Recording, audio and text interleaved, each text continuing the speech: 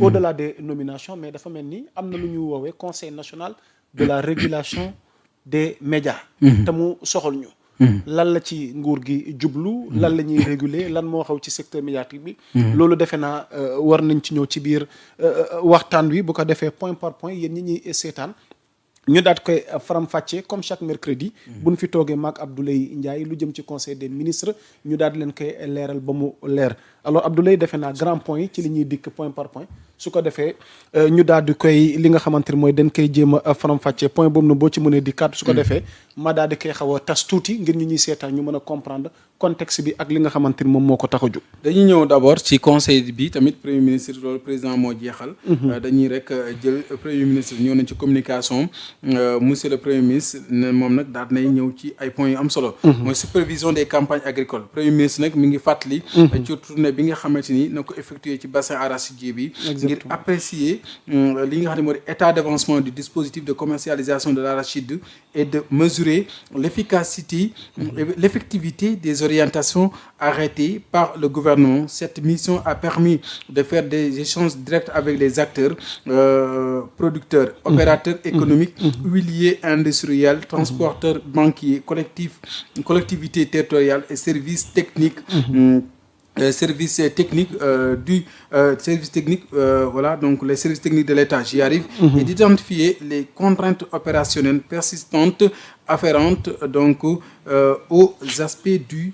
prix plancher, au manque de liquidité financière et de fluidité des paiements, à la taxe et à l'exportation, à l'insuffisance des points de collecte et à la lenteur dans les déchargements des camions. Le Premier ministre a réaffirmé la priorité que le gouvernement accorde à la campagne de commercialisation de l'arachide. Dans cette optique, l'État demeure pleinement engagé à garantir un prix juste aux producteurs, assurer la fluidité des paiements, sécuriser les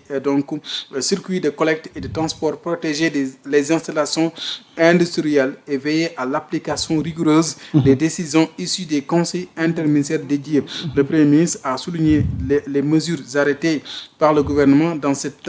cadre. Ainsi, pour la Sonacos, il a retenu de faire passer l'objectif de 250 000 tonnes à 450 000 tonnes. S'agissant du financement, le ministre des Finances du budget a pu mobiliser 50 milliards, dont 22 milliards auprès de la Banque agricole LBA et 28 milliards auprès de la Banque nationale de développement BNDE, suivant une intervention par adjudication sur le marché monétaire. La subvention aux industriels sera accordée à ceux qui justifient leur approvisionnement direct à partir des points de collecte et suivant le prix de plancher relativement à l'exportation de graines. La suspension de la taxe de 40 francs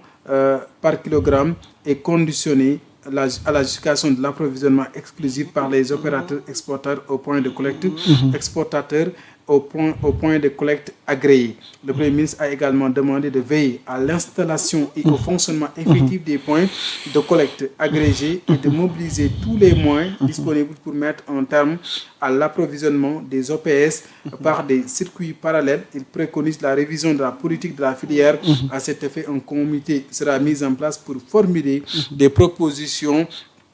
à de nouvelles politiques arachidières du Sénégal. Enfin, à propos de la situation du riz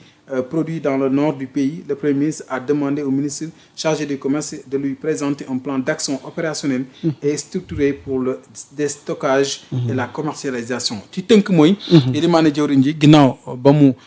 jëlee kàddu xam le ne tukki gi mu tikkoon fan yi ci bassin arachide bi ba nemmeeku jafe-jafe yi nga xamante am na ci mbay mi ci wàllum njënd ak njaayam gerte gi ba mu nag seq waxtaan ñi nga xamante ni moo xam huilier la moo xam industriel la moo xam transporteur moo xam opérateur économique moo xam producteur ak mboolem les acteurs ñi nga xam ne ñu ŋànk bànqaas boobu def nañ ab lël ak ñoom seeti leen nemmiku leen gis ne nag am na ay manquement am na ay rëq-rëq waaye nguur gi dina def lépp lu man mais foofu balaa ngaa yeggali mën na def taxaw seetlu parce que am na lu fa xew loo xamante ni askan ñu bëri ñii rafetlu nañ ko ñii ñaawlu nañ ko parce que premier ministre Ousmane Sonko bi muy jël kàddu publiquement am na li nga xamante ne nii leeral na ko ci wàllu secteur agricole bi ba sax daanaka dikk na ci li nga xamante ni nii moom mooy instruction yi mu jox le ministre bi nga xamante ni moom lañ dénk wàllu agriculture bi Mabouba Diagne àndoon ak ministre bi nga xamante ni moom lañ dénk wàllu commerce bi moom muy Serigne Gueye Diop waaye publiquement réeroo am ci wàllu chiffres yi Abdoulaye Ndiaye ministre bi amul chiffre exact yi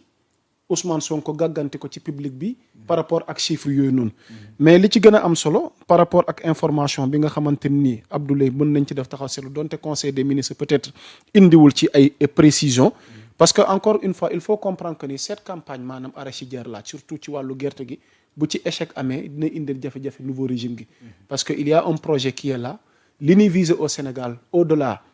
de la souveraineté alimentaire mooy fexe secteur bii nga xamante ni moom moo ŋànk wàllu gerte gi lañ ciy séntu mu kawe sunu njort premier ministre Ousmane Sonko instruire à la Sonacos d'acheter 450 000 tonnes au lieu de 250 000 et tamit malgré que situation bi tamit xaw na métti ci wàllu budget bi nous avons trouvé depuis notre arrivée à la tête du pays mi ngi koy wax ci ay kàddoom nous allons dégager benn enveloppe entre 50 et 75 milliards yaa ngi koy wax ci say kàddu par rapport ak dysfonctionnement yi nga xamante ni nag am na ci secteur agricole bi defe naa fa nga tolloon ma bàyyi la nga yeggali mais chiffres yi des fois dikkaat ci leeralal ko askan wi dafay doon lu am solo muy lu am solo dañ ci ñëw léegi gën ko yaatal yaa Moussa parce que lu am solo nga ci leeral ñu àggale rek bataaxal bi nga xamante ni soxal na communication mbay moom ni nga ko waxee mooy que premier ministre dem na nemmeeku leen bu baax a baax ñoom baykat yi gis jafe-jafe yi nga xamante ni jànkuwanteel nañ ko mu nangu nag yenn erreur yi nga xam am na waaye di fonctionnement boobu am na ñoo xam duut nañ leen ci baaram tudd nga leen léegi muy ministre de l'agriculture ak Cheikh Diba mi nga xamante ni wax nañ sax ne Cheikh Diba wàll ci wàllu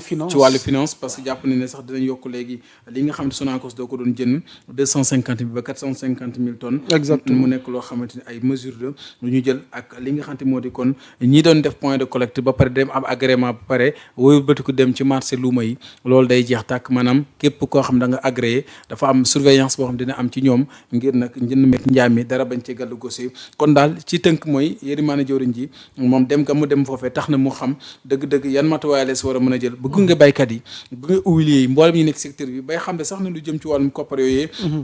daanaka ñi nga xam te ñoom ñoo di kon waa banque mondiale ñoom ñi nga xam te ñoom ñoo di kon waa ñii di kon waa ministre des finances bi moom mobilisé na 50 milliards yoo xam 22 milliards yi ci banque agricole di LBA la jógee 28 milliards yi jógee ci li nga xam te moom moo di kon li nga xam te moo di banque nationale de développement économique ñu wax BNDE mu nekk loo xamante ni yeneen yi sax daañu ko jëlee ci marché monétaire bi ngir gën a fexe ba loolee ñu tënk ñu mën caa am loo xamante ni daal dana mucc ayib moom yërimaane jëriñ yi sax xam le ne na lu jëm ci kon li nga xamante moo di approvisionné li ñuy wax OPS yi loolu tamit dañ fexe ba taxawal ko mais dañ ko defal surveillance boo xam dina mucc ayib ngir xool dëgg-dëgg liggéey bi nan lay demee waaye tëggaat politique agricole boo xamante ni ci Sénégal li ñuy wax nouvelle politique arachidière du Sénégal loolee danañ ko taxawal ngir gën a mën a fexe ba taxawu baykat yi rawatina lu jëm ci wàllu wi bokk na ci sax wàllum ceeb bi nga xam ne ci bët gànnaar réew mi di nord du pays premier ministre xam ne